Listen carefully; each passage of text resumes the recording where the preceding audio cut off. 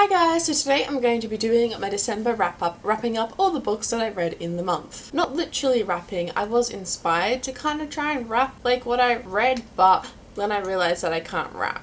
So we're just going to do a normal wrap up. I read 12 books this month, which isn't as much as I would have liked to, but was still a fair amount, so I'm still pretty chuffed about it. Chuffed? Who says chuffed anymore? I feel like such an old person. How do I become young and hip again? Anyway, the first book that I read this month was Michaeltala Barbs by Emerson Maipine, and I rated it 3 stars. I know that I just butchered the title and the author's name. I think this is a spin-off of the author's Tale of Cities series that I never read, and then I just picked this up with my op shop. I'm like, oh, look at that cover. I like that cover. Now looking back at it, I'm like, what was I thinking? This cover looks like I threw up on it. Follows this guy named Michael, and he's old and he's gay and he has a much younger lover, and they're both very free-spirited. It's definitely sex positive. I read a very interesting scene about 3 guys having an orgy, so there was that. I feel like because it was a spin-off of the other series and I didn't really know what was going on through some of it, like they would have like references to characters and past events, and I would be like, I don't get it, let me in on the joke. But I just really have no interest in picking up the other series, so this was okay. I feel like you would enjoy it more if you enjoyed, like, you know, the other series and you actually read it, and you could definitely still read it as a standalone if this is your thing, but I think definitely for me it was a one-time read. Very interesting. Next, I decided I wanted something completely different, so I picked up The Shock of the Fall by Nathan Fuller, and I rated this one a 5 out of 5 stars. I picked this book up mainly because I'd heard so many good things about it, and also the cover, because this cover is gorgeous. I went into this pretty blind. The only thing I knew about it was what it says on the back, which is this. I'll tell you what happened because it would be a good way to introduce my brother. His name's Simon.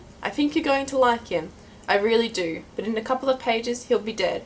And he was never the same after that. So that's all I'm going to tell you about this book. It was so heartbreaking and heart-wrenching, and I really did like Simon. Then we read a book that should have been read by a 12-year-old, and that was Jacked on the Randoms by Stuart David. I was sent this book for review by Hotkey Books. I picked it up because the premise sounded interesting, so I thought, I'll give a middle grade book a try. And yeah, I shouldn't have done that. It's basically about this boy named Jack who has this idea for an app that will apparently change his life. The only issue is though that he can't make apps. So he knows this girl who can make apps, however, in order for her to make an app, he offers her to do him a favour. And basically one thing is to another, and then he basically owes these schools all these ridiculous favours just to get this app done, which we're never told in the book what the app actually is. It's a bit ridiculous, it's far-fetched, and Jack just annoyed the hell out of me. I feel like if I was a young kid, I would have enjoyed this a lot more, when you're enjoying those, far-fetched fun reads, but for me it was just too childish and I couldn't get past that. I'll be handing this one to my younger brother. Then I read The Game by Kristen Kuhn. This again was another interesting read. I believe that it was originally written in German or something like that, and then it was translated to English, and so while reading it I would find some of the English stilted a little bit, so there was that. But basically it follows this brother and sister, Julia and Robert. They start off going to this highly gifted school like out in the mountains because they're trying to hide something that happened in their past, but then like a murder happens and it kind of becomes like a murder mystery of who done it. It was interesting. I definitely enjoyed Robert's perspective a little bit more. I found him a little bit more of an interesting character than Julia. I just kind of found predictable and everything, so I enjoyed Robert's character a little bit more. This was okay. I mean, I liked it. I rated it 3 out of 5 stars. I'm not really sure though if I'll continue on with the series, so unsure yet. But yeah, it was okay. And then I picked up Saga Volume 1, which is by Brian K. Faguna and Fiona Staples. This was definitely interesting. There's a lot going on in this first volume, but I really enjoyed it. Basically, 2 soldiers fall in love, however they're on opposite sides of the wall, and they have this baby, and then they have to try and survive this war. There's a lot going on in here. There's a lot more to it, but honestly it's really hard to explain. If this at all sounds really interesting to you, I would pick it up. It does contain slight nudity though, so beware of that. And then I read something completely different again, and that is Not Without My Sister by Christina, Celestia and Julian. This is a book written by the 3 sisters about their time that was experienced in a cult. The cult was called The Family. It was a Christian cult, and it's about these 3 sisters' experience in living in it. It dealt with really hard themes. One of the biggest beliefs the family had at that time was that sex was great, which is okay, but sex should be had with everyone. So even young babies were subjected to having sex with everyone, and it's a very hard read. There are also a lot of other things that the cult believed in and preached. I really enjoyed this one and I rated it a 4 out of 5 stars. At some points I felt like they went on a little bit too much about things that weren't as relevant, where I would have liked them to explore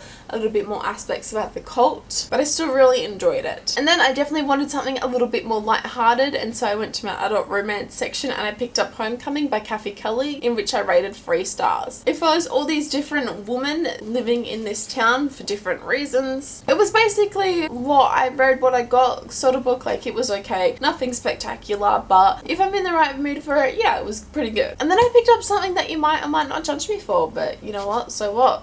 And that is Always Mackenzie by Kate Constable, and this is actually girlfriend fiction. So Girlfriend is a magazine here in Australia, which I used to get when I was like younger and like early teen, as I'm sure a lot of teenagers did. And at some point they decided to publish books, and I have 2 of them, and I decided to read those 2 this month to see if I would keep them or not. I remember this one being my favourite, and it still is. I rated it 3 out of 5 stars. Like, it definitely has its faults, but it's still really interesting. It's about 2 girls. One is named Jem, who is smart and a nerd, and then she meets Mackenzie, who is popular and, you know, the popular group of school. However, they kind of hit it off and they discover that they really like each other. They become really good friends, but then stuff starts to get slightly weird between them, and Jem can't figure out why, and then Mackenzie suddenly stops talking to her. It's a really good book about friendship, and I don't think this is a spoiler, and I've seen some people complain on Goodreads about it because they didn't know when they read this book that it was actually going to contain lesbians. So spoiler alert, Jem and Mackenzie are lesbians. I think that's really good. I think that when Girlfriend published this, you know, 10 years ago, when was this published? It was published in 2008. Books like this are still hard to find, but they were even harder back then. So for Girlfriend to publish something like this, and I really did enjoy this one. It's really heartwarming, and I definitely love Jem and Mackenzie and ship them together. I think I'm going to keep this one. I still really enjoyed it. Then I read The Program by Suzanne Young, and I read this one a 4.5 out of 5 stars. It's basically set in this world where suicide has become an epidemic for teenagers, and 1 in 3 teens are committing suicide.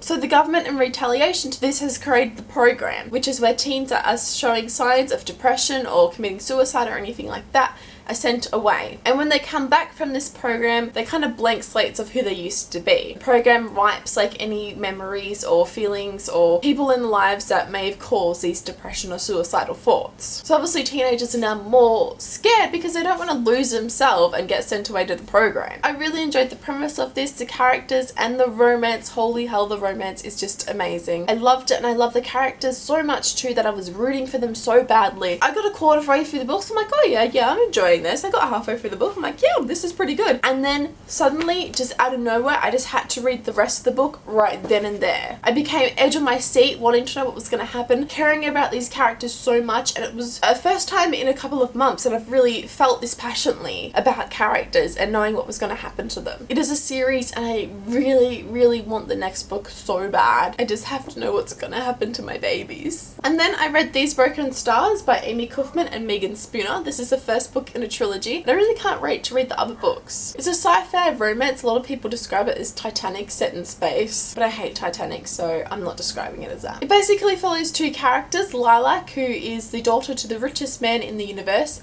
and Trevor, who is not definitely rich at all. He just comes from, you know, a small family background, and he's in the military. However, one day the ship that they're on starts to malfunction, and they get on an escape pod together. They crash land onto this planet, and then they have to try and survive while waiting for other people to hopefully come rescue them. However, as the days goes on, it becomes more and more obvious that maybe people aren't going to come. Even though Trevor and Lilac come from two completely different universes, they start to realize that maybe they have more in common than they think, and they start to hit it off. And both of them start to realize that maybe it's actually better off that, you know, maybe they won't mind so much if they weren't actually rescued. But then they discover some things and stuff turns around. If it at all sounds interesting to you, then I would recommend it. I mean, it's set in space, people. Come on, and look at this cover. The second last book I read this month was Night Owls by Jen Bennett. This book follows Beatrix, who is an artist. She kind of paints bodies, and then one day she's traveling on the night bus and she meets Jack. They both hit it off and they start flirting, but then Beatrix realizes that he's most probably San Francisco's most notorious spray artist, like graffiti artist. Beatrix knows that he's trouble and that she should stay away. However, Jack and her have a connection that she's struggling to deny. This book is adorable. I really like the romance aspect in this book. book, and I really liked how it made me feel about art. Generally when I picture art, I just picture, you know, museum paintings like Mona Lisa, and I kind of forget that a lot of things can be considered art. I don't know, it just kind of made me have a deeper appreciation for art in general, which normally I'm just like, I don't care about. This book was also really sex positive, which is great, I believe, in a young adult novel. Like, I was reading this and I was like, hang on, am I reading a you adult novel here? So big thumbs up for that one. The last book I read is one that I've already kind of mentioned. I mentioned that I had 2 girlfriend novels and that I wanted to read both this month to see if I wanted to keep them. The other one is Winter of Grace, which is also by Kate Constable. This one, however, I didn't really enjoy as much as Always Mackenzie, and I'm rating it 2 stars, and I'm probably going to get rid of it. It was okay, but I found it a little bit preachy. It follows a girl named Bridie who one day her and her best friend come across this guy who's been bashed up. They help him and take him to hospital and everything, and he kind of seems interested in both girls. However, it becomes clear that the main interest he's in is Birdie. And now this guy Jay is highly Christian though, and Birdie starts to discover a life that she never really knew existed. However, her mum and her best friend are completely against religion, and Birdie kind of finds herself at a mid's end of what to do and who she should believe in. I enjoyed this book, and I enjoyed the way that it explored Christianity. However, as someone who's not a Christian themselves, at some points I found hard to believe. In the end, Birdie comes to the conclusion that she should just believe in whatever makes her happy, but she also comes to the conclusion that I got from her was that you need like a higher up for your life to have value and meaning, and that kind of just really annoyed me. It was definitely okay, but just the premise and the storyline just weren't really for me. So yeah, these were the books that I read this month. There was kind of some okay books, some good books, and some I liked them books. So it was a very mixed month, which I think is always good, I guess. Like, I'd like every book to be 5 out of 5 stars, but realistically that's probably not going to happen. Let me know in the comments below whether December was a good reading month for you, and how many books you managed to read, and what was your favourite read of the month. Even though I rated The Shock of the Fall slightly higher than the program, I enjoyed the program more, so that was probably my favourite read of the month. But yeah, like this video if you liked it, subscribe if you'd like to see more book related videos to me, and I'll see you next time. Okay, bye!